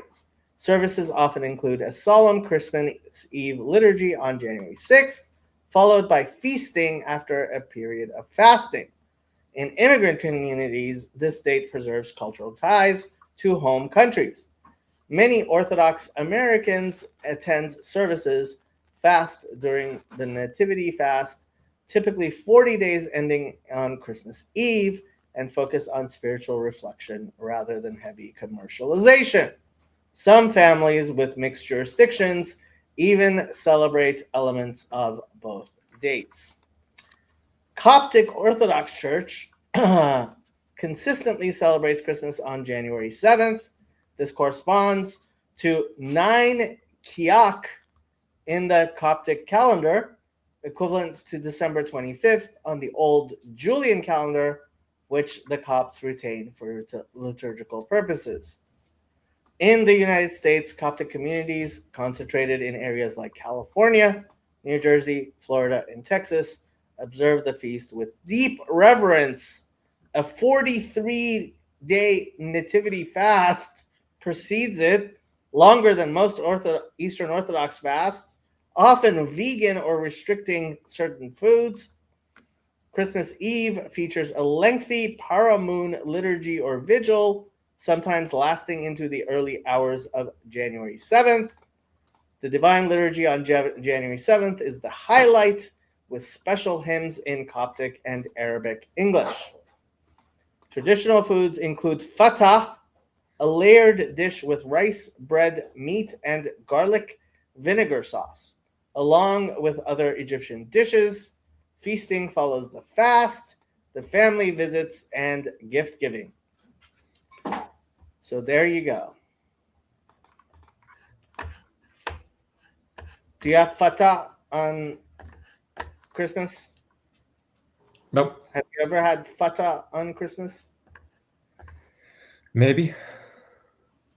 I mean, I grew up Greek Orthodox. I don't remember having it, but I think I had something like that at like Greek Fest. No, that's Coptic. The fatah is Egyptian.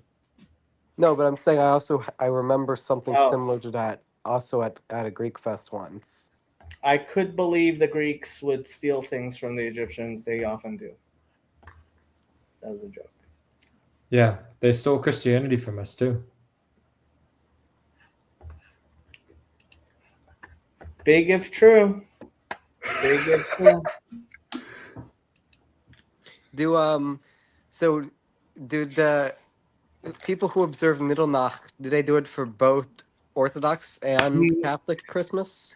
No, they do it whenever the hooligans are about to beat people up. Okay.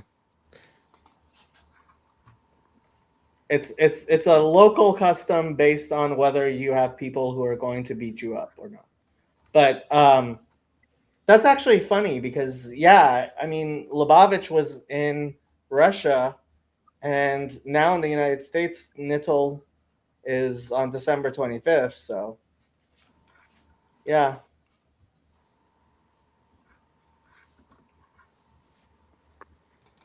That's interesting. I never even considered that. Let's see what Grok has to say.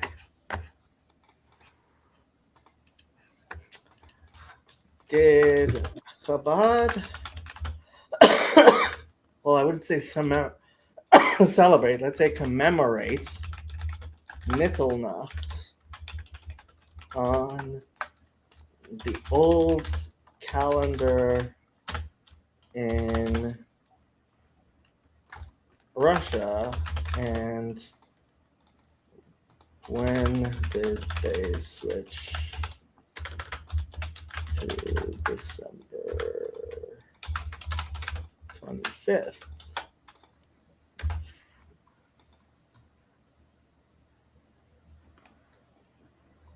Let's see if Grok has. Nittelnacht is a historical Ashkenazi Jewish custom, particularly observed in Hasidic communities like Chabad, involving refraining from Torah study and sometimes other activities on Christmas Eve to avoid spiritually empowering forces of impurity associated with the Christian holiday, also not to get beaten up and murdered. The date of observance has varied historically depending on the local Christian community's calendar. In regions where the majority followed the Gregorian calendar, it was observed on the eve of December 25th. In regions where the majority followed the Julian calendar, Christmas fell 13 days later, so Nittelnacht was observed on the eve of January 7th. Chabad originated in Russia, then part of the Russian Empire, where the civil calendar was Julian until the Soviet adoption of the Gregorian in 1918. And the Russian Orthodox Church continued using the Julian calendar for religious states. Thus, the historical Chabad communities in Russia and Eastern Europe, Nittelnacht was traditionally observed according to the local majority Christian practice on the Julian Christmas Eve, January 6th Gregorian, modern Chabad practice as articulated by the Lubavitcher Rebbe and followed in places like the United States, Israel, and most contemporary communities observe Nittelnacht on the eve of December 25th, aligning with the local majority celebration. There was no single explicit switch date for Chabad as a whole, but the shift occurred gradually as Chabad members and emissaries moved to or lived in Gregorian calendar dominant areas. In countries that recently adopted Gregorian Christmas officially, like Ukraine in 2022, local Chabad communities have accordingly shifted to December 25th. In summary, yes, in Russia, historically, Chabad followed the old date. So why is it December 25th in Israel? Oh, wait.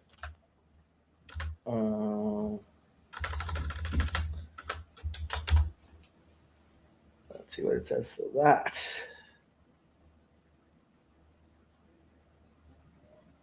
In Israel, where Christmas is not a public holiday and the vast majority of the population is Jewish, there's no widespread or dominant Christian celebration on a single date. However, Chabad communities in Israel observe Nittel Nacht on the eve of the 25th. The reason ties directly to the traditional rationale for the custom.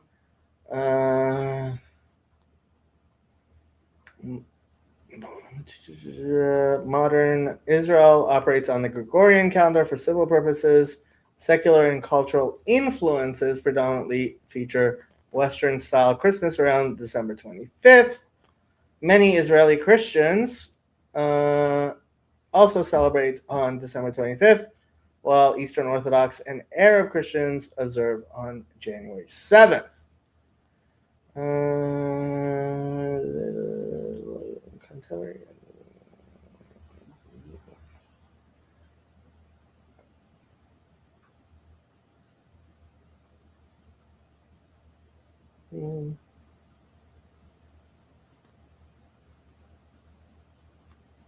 Huh. But what do the majority of Christians in Israel and occupied territories celebrate?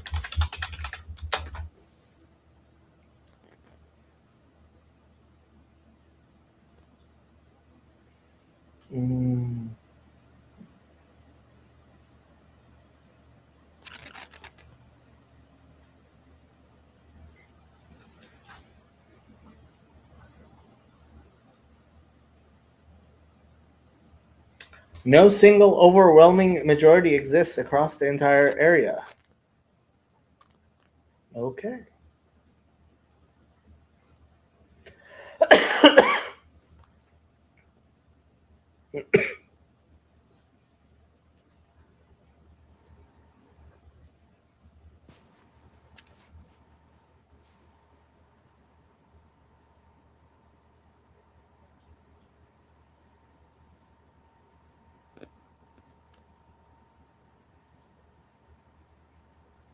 Interesting.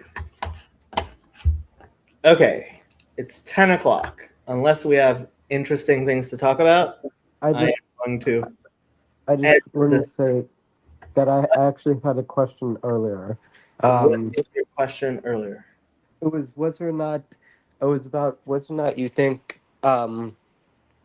basically the United States was going to be involved or is going to be involved later on in helping spur on this thing in Iran. I think the CIA is probably involved in the background, but it would be stupid for them to whatchamacallit,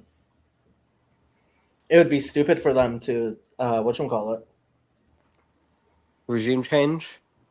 to overtly do anything. Yeah, it would only backfire.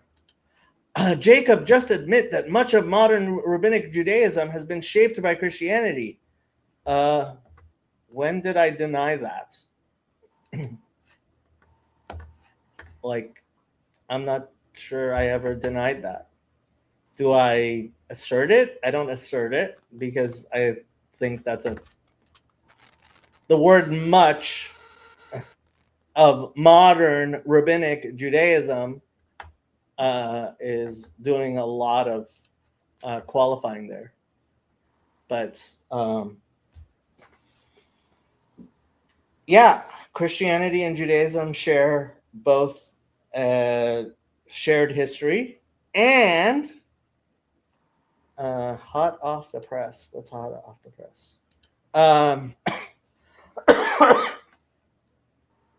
Share a lot of history in common. So it is what it is. Why? Yeah. Did you have ideas about American involvement? Well, I was asking whether or not you thought that regime change would be a good idea from the American perspective, but you seem to say no. Regime change would be, but where, like, I don't think we can get involved in it. Okay, so regime change is a good idea, but not directly involved in it. The United States would be better off if there was a change in the regime in Iran. The United States has no capacity to directly influence a change of regime in Iran. Okay. Not with military or with funding, anything? Definitely not with military. The idea of the United States in affecting a military occupation of Iran is ridiculous in the extreme, and I don't think any human being with 3 or more brain cells thinks that's a possibility, which excludes a lot of people apparently. Fair enough. With money, we have been trying to prop people up, including the Crown Prince, as much as we can with our money, and probably even more so with intelligence and communication. And I'm sure, I know, Israel has been trying to prop up the Crown Prince as much as they can, but already the fact that he's considered too much of a Western puppet is hurting him more than helping him. In fact, frankly, if he wasn't viewed as a Western puppet, he probably would be better off distancing himself from the West, but nobody's going to believe that. So his hands are tied. He would be in a more solid position to actually affect change if he wasn't viewed as a Western puppet, but there's no way he's not going to be viewed as a Western puppet. I think part of the reason he speaks with such a Persian accent, I do think he speaks with more of a Persian accent than somebody with his education should.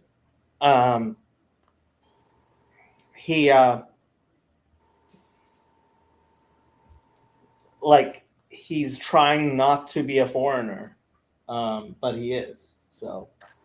Okay. Anyway, it looks like you're about ready to wrap up stream. So good night. Yeah. Good night. Don't do anything I would do.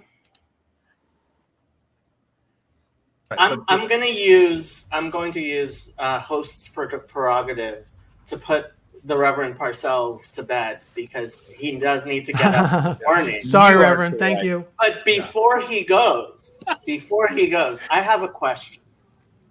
Let's say, God forbid, that I were to burn somebody at the stake for not being a Trinitarian. And I did not repent of that. Is that a salvation issue?